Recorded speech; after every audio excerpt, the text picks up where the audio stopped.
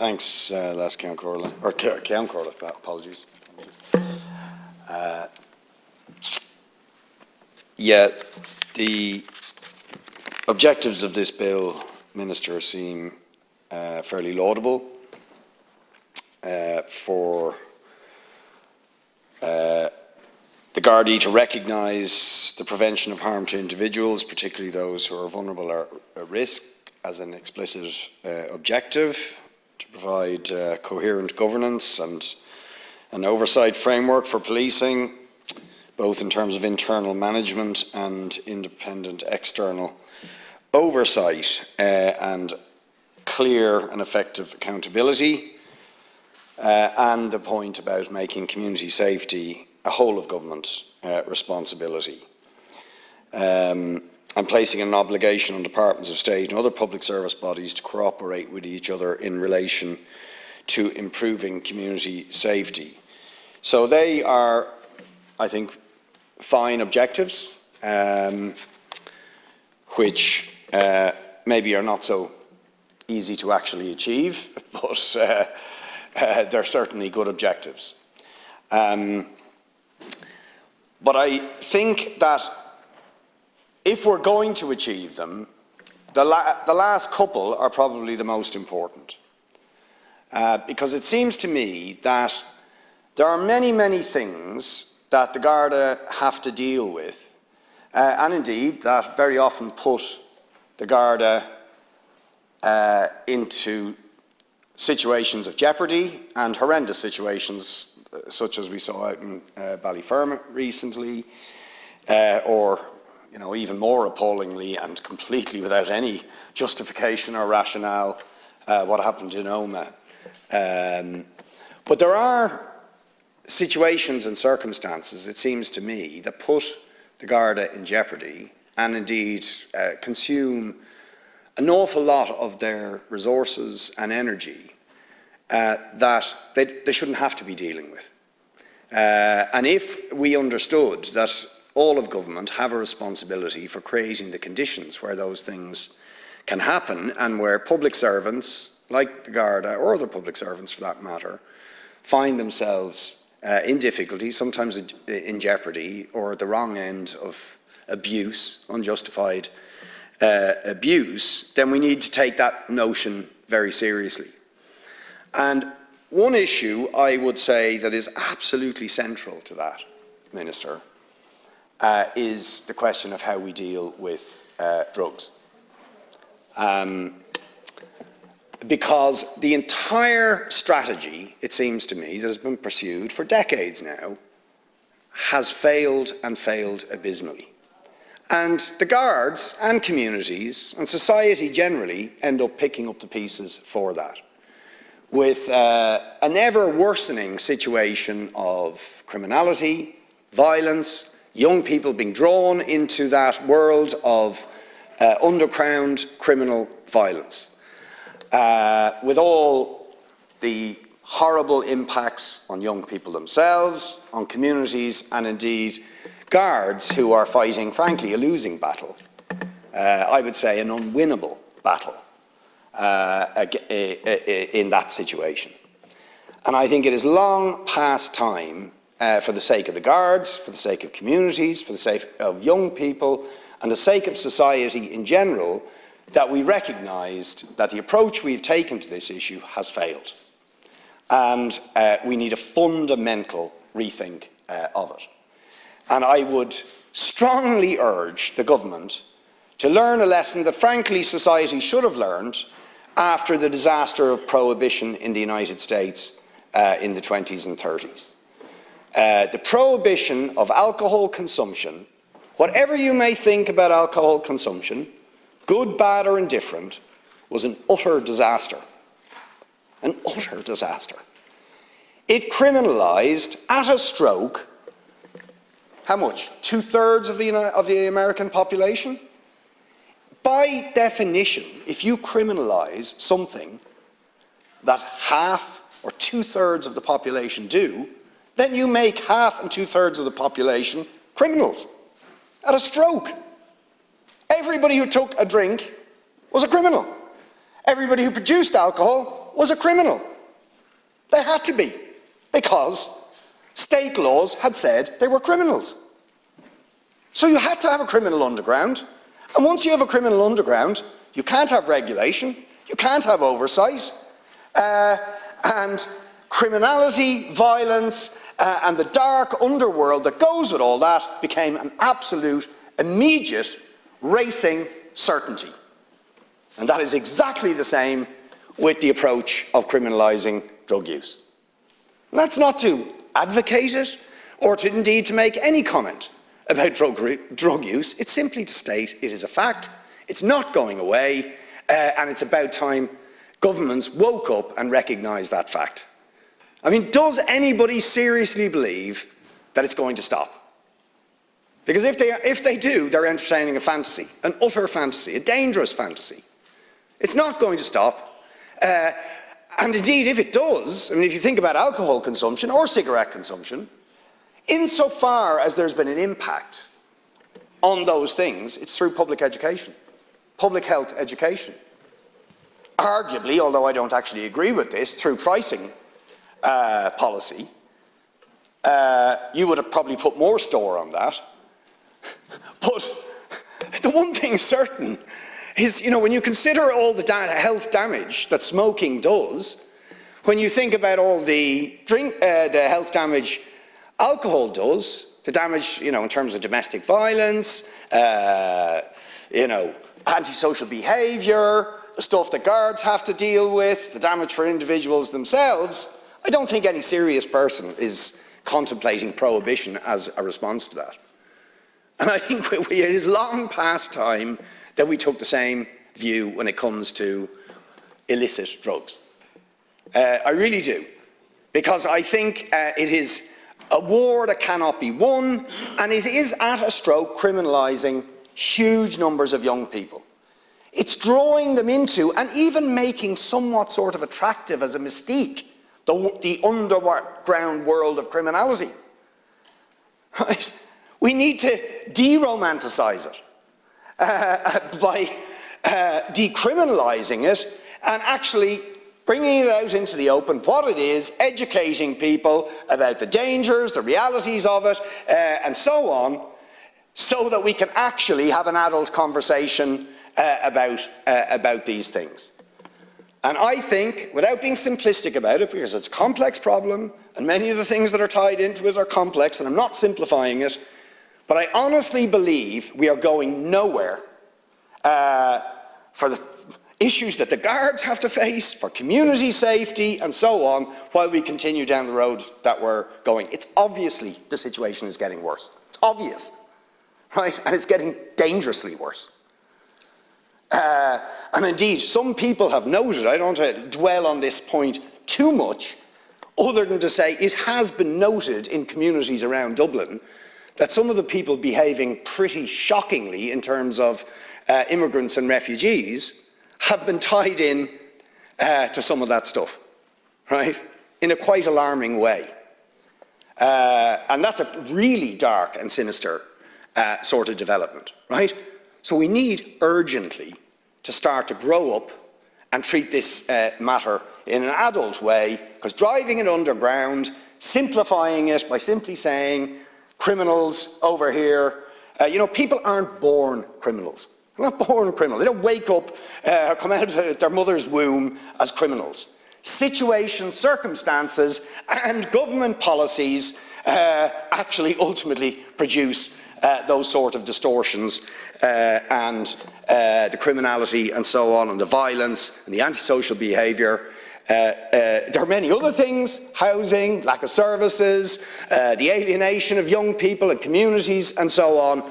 But to my mind, it would be the beginning of wisdom to move on from a failed policy and to start to take these things as health issues, societal issues, and to use the best tools of education and reaching out to the young people involved if we are going to solve those problems. That, to me, is joined up thinking. That would be doing the guards a favour, it would be doing society a favour, it would be doing young people a favour, and it would be doing neglected communities a favour, so we can start to focus on the things people really need.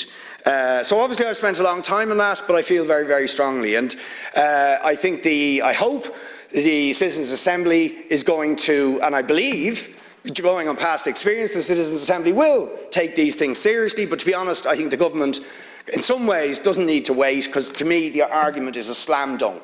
Precisely how you then move to the next level. But I think the beginning of wisdom is to say the current strategy has failed, is failing, and is failing in a dangerous and disastrous, way. That's the first point I want to make. I also just want to obviously make the point about housing. I mean, if people are living, kids in particular, if people are living in appalling housing conditions, in uncertainty, being evicted, in homeless accommodation, you know, I cite very often one particular case that's just particularly poignant to me. Now, not that her child is in danger of criminality, but her child, she says, her teenage child's mental health is deteriorating week on week because she has been living for 4 years in homeless accommodation, in one room with her teenage child, because they were over the threshold. Ironically, do you know what her job is?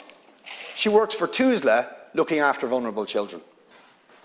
And her child is a vulnerable child, let down by the state in emergency accommodation for 4 years. It's shocking. Now, she's a very conscientious mother, and I'm sure she's going to do her absolute best to protect her child. But you do that to a lot of children, what do you expect good results? Do you expect anything other than things are going to go wrong for some of those kids? That their attitude towards authority, towards the system, towards the state may not be the best if you're treated like that. So I think, I mean, that's just one example, but I think we need to really seriously think about it. I think even about the Ukrainian refugees who are now being left on the streets. All the declarations of solidarity with the people of Ukraine, and we have now dozens and dozens of Ukrainian refugees fleeing war put out on the streets of Dublin. I mean, that's another issue for the police to deal with. Do you know? So unless we solve these problems by basic things like housing, equal access to education, equal access to health, giving people a decent start, not putting obstacles in the way of some that aren't put in the way of others, if you want to garner a certain loyalty to society, that's how you will do it, and you will save the guards and a lot of trouble if you do, and communities. So I really want to say things. And you see, the problem, one of the problems for the guards, if you don't do those things, is they end up in a confrontational situation with communities, rather than being assisting through no fault of their own. They end up in a confrontational situation, and that produces its own problems. One of them, you know, we witnessed at the demonstration on Saturday. Activists who'd helped build a demonstration against racism, against the lies of the far right, handing out leaflets arguing against racism, for solidarity with refugees, being harassed by guards and having their leaflets taken off them. I mean, what sort of waste of Garda resources and time and energy is that? And it will be interesting to see, because we've lodged a complaint with GSOC and written to the Garda Commissioner, if we're talking about governance structures and GSOC governance and so on. It's going to be very interesting to see the progress of that, just to see how it all works at first hand, and whether what you're proposing here is going to improve all that. But certainly, when you look at the George and Kencho case, it doesn't bode terribly well, does it?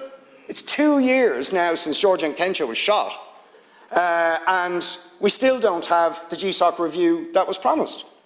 A horrendous situation where a young man with mental health issues is shot, and we still don't have the GSOC review, and therefore producing suspicion on the part of his family that there are other motivations, that he's been treated differently because he was black, and so on. I don't know if any of those things are true, but his family deserve justice and truth, and they haven't got it, to the extent that his family have now had to take legal proceedings against the Garda Commissioner, as I understand it.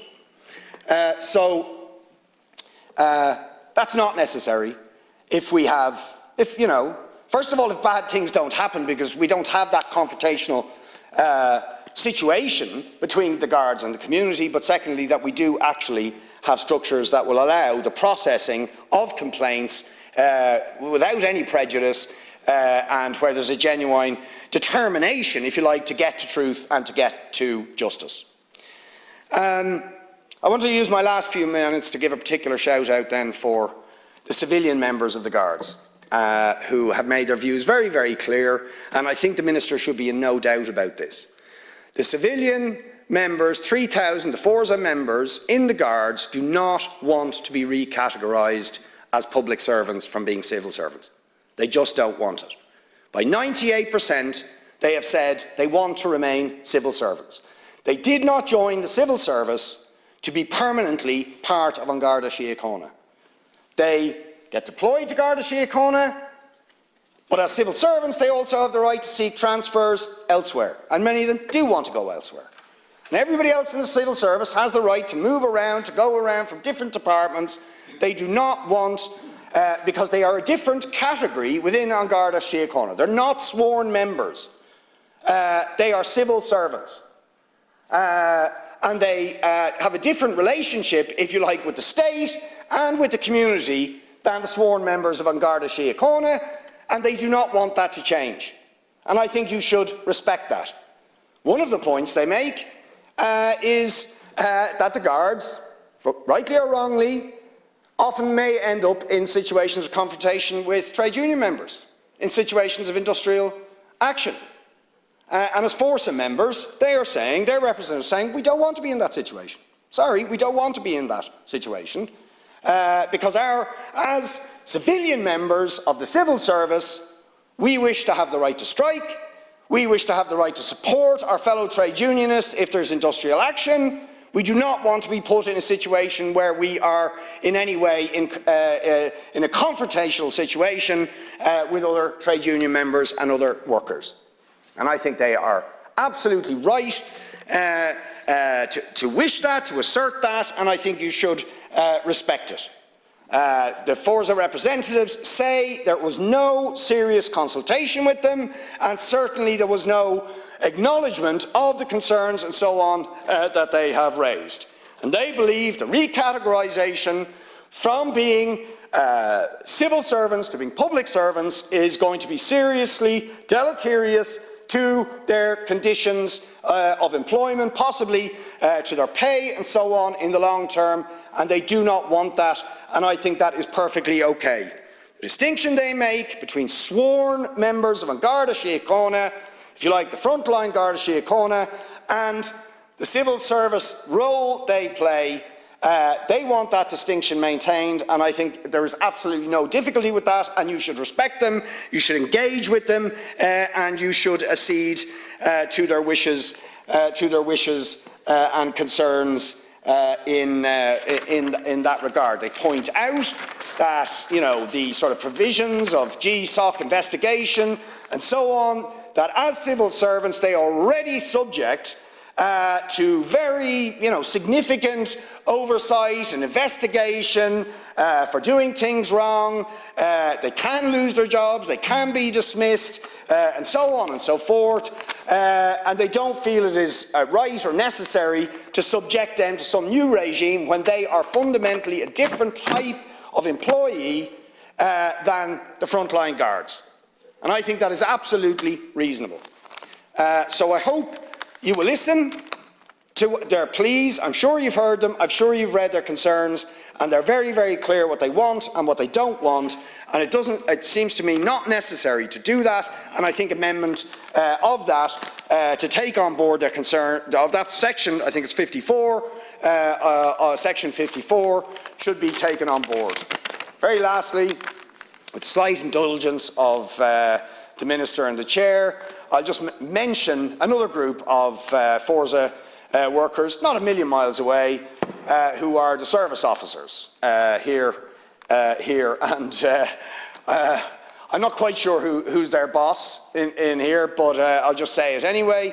They have very, very low levels of basic pay, and they don't get much in the way of allowances for the often very significant additional hours that they do have to do, in servicing us in here in various respects. And I believe there are sort of ongoing negotiations about all that, but they're not very happy with what's being offered to them. And I would ask the Minister and the Government, or whoever is up there deciding these things, to engage in a more proactive way with the service officers to try and listen to their concerns in terms of the improved pay and conditions they are seeking. It's a matter for the houses of the Oireachtas to engage with the service officers. Maybe they were listening. The government and the houses of the Oireachtas are not one and the same thing, and maybe we might remember when we're scheduling business, given that we are all of us genuinely concerned about the service officers, that we mightn't stay here until midnight as often as we do.